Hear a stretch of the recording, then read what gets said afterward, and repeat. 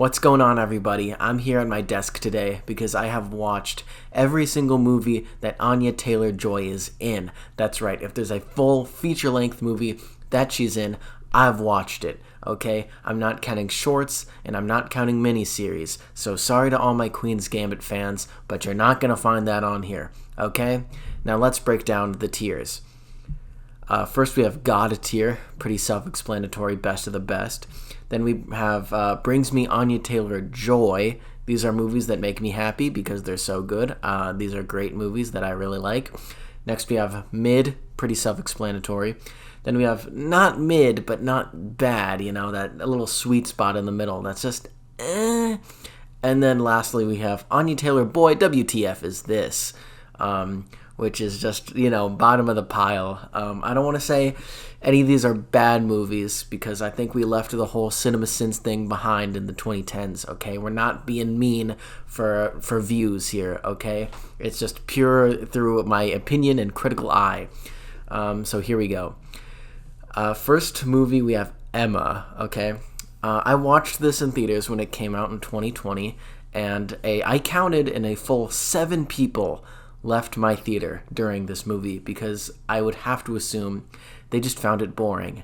There was a couple, 2 old ladies who were sitting next to me, and during the movie, one of them would constantly take out her phone. She would look up the runtime of the movie because that's how long it dragged on for. That being said, I thought it was all right. I think I'm not a huge Jane Austen fan. Sorry to all my Austen heads out there. But I think that, the story's not for me, but the production design, the costumes, and the trailers really made it seem out to be like this really nuanced sort of thing, when it was really just another Jane Austen adaptation. That being said, a pretty decent Jane Austen adaptation. One could say a mid Jane Austen adaptation, okay? I liked it enough to stay through the whole thing, but at the end of the day, I'm going to have to call it mid.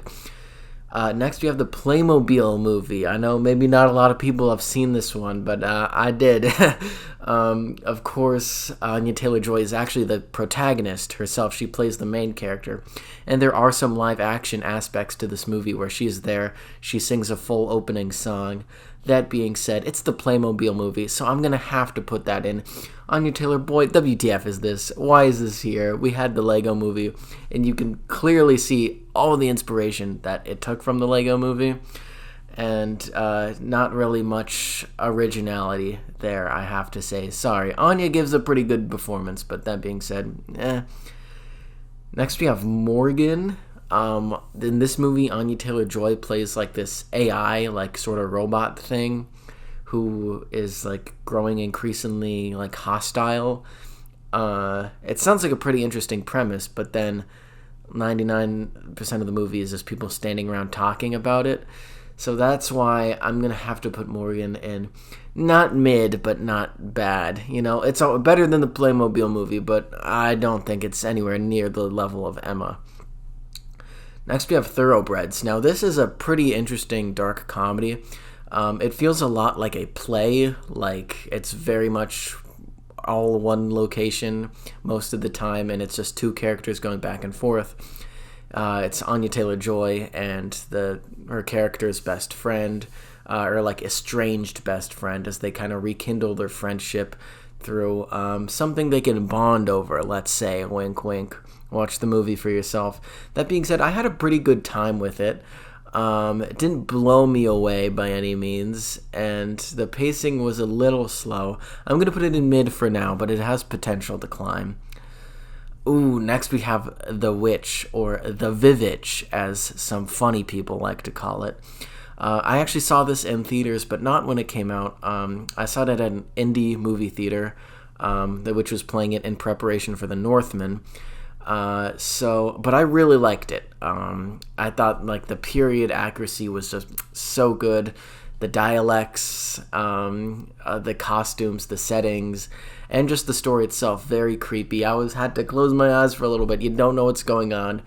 And that being said, this gave Anya her start. We're gonna have to put it in our first God tier, okay? I think that's not a hot take. People really like that movie, so I don't feel too bad about it. Next we have Glass. The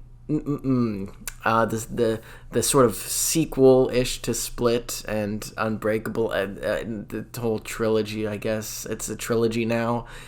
That being said, I have not seen Unbreakable, so maybe that ruined my experience. But I'm gonna have to put it in the same category as Morgan. Both movies are actually pretty similar, about just people kind of standing around talking about people with abilities and whatnot, but not much actually gets done.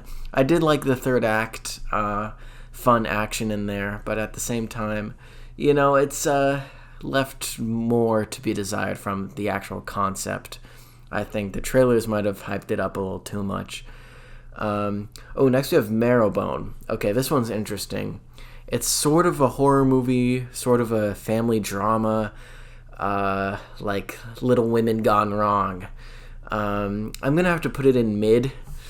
There's a big twist that happens near the end. I can't spoil anything, but it caught me really off guard, to not where I was like, oh, that's actually really clever, but more of what? And I had to skip back and try and figure things out.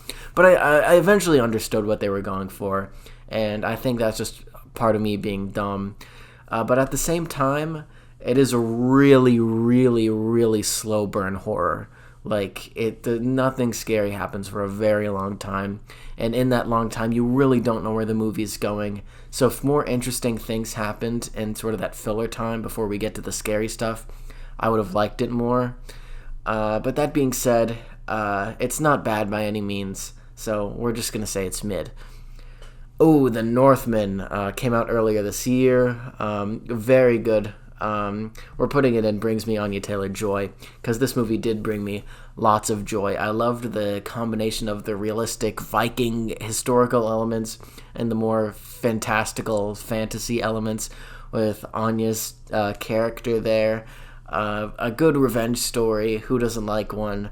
Very gruesome, bloody, and highly entertaining. So The Northman brings me plenty of joy. Next is The Menu. Haven't seen it yet, so we're going to put that on the back of the list. And we'll get to that later. Amsterdam, another 2022 release. I think if you told me to name the most mid movie to come out this year, it would have to be Amsterdam. I get it, the star power is there, all the actors are trying the best, but it's just the script, and the marketing was all over the place for this. No one knew what this movie was, and the director got canceled and its whole thing, and it's okay, we're just gonna label this as mid. It was entertaining enough because of the star power. That's what's keeping it out of the not mid, not bad category, is because of the main three characters and the actors playing them. Perfectly mid in my opinion. Next we have Barry, which is a Barack Obama biopic of him in college, when he went by the name Barry. I thought this was pretty good. A nice little drama about this guy trying to find his place in New York, I think it was, and kind of a new culture. This guy who's kind of been all around the world but nowhere to really call home, and trying to find a home. Anya Taylor-Joy plays Brock's girlfriend, or Barry's girlfriend at the time. I think I'm gonna have to say it brings me joy. I liked it. A solid movie. Leaning towards mid, but I like it better than I think these four. So we're gonna put it in joy for now. Very solid movie there. Next is Radioactive. Now this is a Marie Curie movie. Obviously she made very plentiful scientific discoveries. I literally watched the movie and I'm forgetting a lot about it, but Anya Taylor-Joy plays Marie's daughter when she's all grown up, so she's not in a lot of the movie. But I did like it, but I don't know if we'll throw it in mid for now. I'm going to gatekeep the Brings Me Anya Taylor-Joy category for now and throw a lot of things in mid. And once I have everything placed, we'll rearrange. So we're going to throw it in mid for now and reassess. Oh, Here Are the Young Men. Probably no one has ever heard of this movie.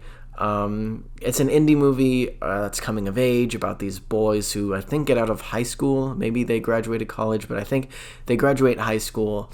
They don't know what to do with their lives, and then hijinks ensues. Basically, it's really all over the place. I'm gonna throw it in Anya Taylor-Joy. WTF is this? For now, because here's the thing, it tries its best to be really stylized and artistic and have dream sequences and be colorful and lots of metaphors, but at the same time the script really isn't there for this movie. The director is trying their best, and the director has lots of potential. I'd love to see what the director does in the future, but right now this movie kind of feels like it didn't really have a structure to it, and just kind of random things happen one after the other. So I'm going to have to put it in Anya Taylor-Joy. WTF is this for now. Sorry, but I'm excited to see what the director does in the future. Oh, there are two Emmas on here, but with two different posters. That's embarrassing. Throw that back there. New Mutants. I'm going to have a hot take here. If you saw my Blu-ray video, you know that I'm not the biggest hater on this movie. We're gonna throw it in not mid, not bad. Maybe it's just because I'm a sucker for any X-Men content. But I can definitely 100% see its flaws. But at the same time, I just think it has entertainment value on how quote-unquote bad it is, and you can just have lots of fun with this movie and have a good time. So I like it. It's, big superhero stuff at the end and just kind of random things happen in the middle. I get all the criticism, but I can't explain why I like it. We're throwing it in not mid, but not bad. Last Night in Soho came out last year, Edgar Wright's newest film. And to be honest, I have not stopped listening to the soundtrack since this came out. So we're bringing it in, and brings me Anya Taylor-Joy. This movie is so fun. I've been meaning to rewatch it. I can get the criticism that people had about it at the time, but really reflecting on it, I thought it was a fun romp, actually, and it introduced me to a lot of new songs, a lot of new artists. You're My World by Cilla Black is now like one of my favorite songs now. I think that song was used really well in the climax. I loved the climax. And it's very flashy, very fun. I think Anya Taylor-Joy has a great part in it, and yeah, it's pretty solid. So we're putting it in one of the top tiers. Next we have Split, which is like the hottest rage in 2016 or 17, whenever this came out. I did not see it in theaters because I don't think I was watching R-rated movies at that time, but that's okay because I am now, and we're also going to put that in Brings Me Anya Taylor-Joy. It's a very solid movie. I think really people with multiple personality disorders do not get much good representation in film, and this just adds on to it. But what can I say? It's besides that, it's very solid. It's a good thriller, kidnap people trying to escape sort of situation, and James McAvoy gives a good performance. So does Anya. So we're gonna put it in Brings Me Anya Taylor-Joy. Next is Viking Quest. This is, if you don't know, Anya's very first movie that she's ever been in. It's a very small independent movie about Vikings, so it's a nice full circle to see her in The Northman. Basically, she plays a character who pretends to be a man just by covering up her hair in this little hat, and the other characters believe it. If you just saw a woman wear a hat, you'd still know that's a woman. And so it's very okay, well, what, come on. But, at the same time, it's we're going to have to put it in Anya Taylor-Joy. WTF is this? I get it. It had very much limited financial givings, but also it's, to make a movie is expensive. I get it. But to write a good script, it's free.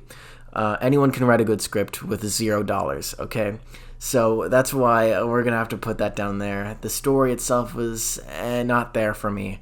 But at the same time, with a limited budget, they did really good in action and stunts and fight scenes because, they don't have any money for stunt doubles.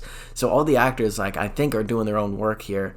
And no CGI. Well, is CGI, but I don't think there's CGI in the fight scenes.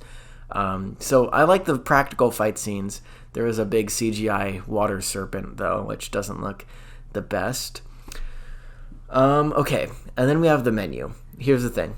I'm sadly going home for Thanksgiving and will not be able to watch this movie before this video comes out, so I can't rank it right now, but as soon as I see it, I will put what tier I think it belongs in the comments, so please keep a lookout for that to see where I think the menu goes, because I think it has promise. I'm really hyped for it, and I'm very excited.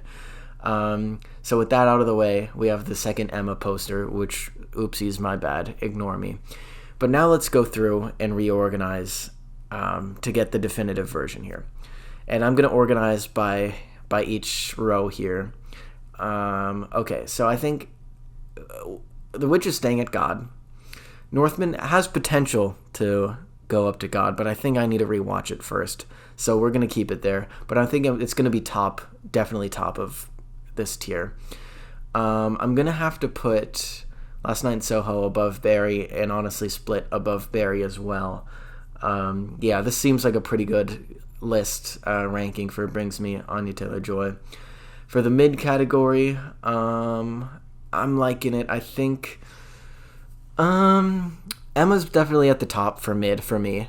Then Thoroughbreds, these two are definitely the top. Then I don't know what to do about these last three, though. I think we're going to move Amsterdam to the bottom.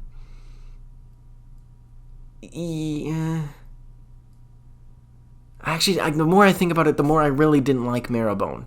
You know, I know it has the twist and hidden meanings and all that, but to be honest, but at the same time, you know, we're going to go like that. You know, Amsterdam, sleeper hit. You know, I think it makes the most sense for Amsterdam to be in the middle of the mid category because that's how mid it is. So that's my mid category.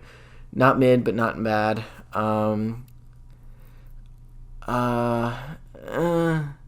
In terms of like how good each of the movies are, like this should be the order for like if we're being critical here, but I'm not being critical. This is my opinion.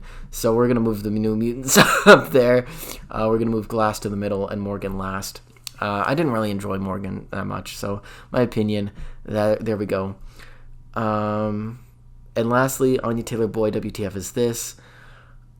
We're just gonna move Here Are the Young Men last. I honestly am very tempted to move Playmobil up here just because it was able to visually keep me watching because it's animation and just the randomest things happen all the time.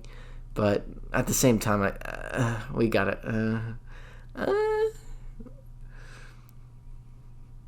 Yeah, why not? We're gonna put the we're putting the Playmobil movie. I didn't hate it, to be honest. It's just entertaining. That's all it is.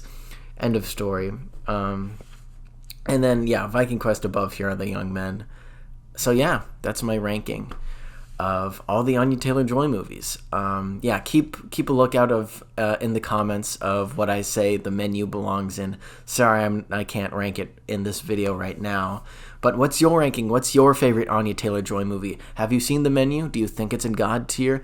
Is The Witch terrible and the Playmobil movie belongs in God tier? Let me know. Well, that's my ranking. Thank you so much for watching. If you enjoyed this video, one of my very first videos I've ever made was ranking Dove Cameron movies, so you can go check that out if you're interested. And other than that, have yourselves a good day, and I'll see you guys next time.